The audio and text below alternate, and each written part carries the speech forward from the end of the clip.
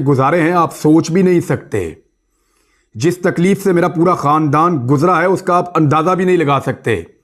और जो कुछ आज तक हमारे ऊपर बीत रही है आप कभी सोच भी नहीं सकते, जिन चीज़ों का हमने सामना किया और जिनका हम लगातार सामना कर रहे हैं।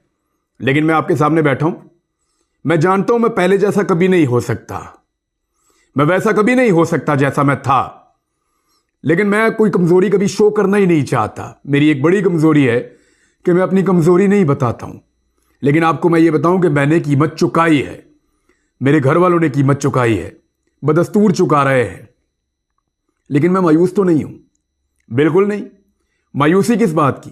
मेरा मुल्क है, मेरे लोग हैं, मेरा हक है, मेरा वोट है। मुझे आज भी यकीन है कि मेरा वोट जो है वो मेरे मुल्क की किस्मत बदल सकता है।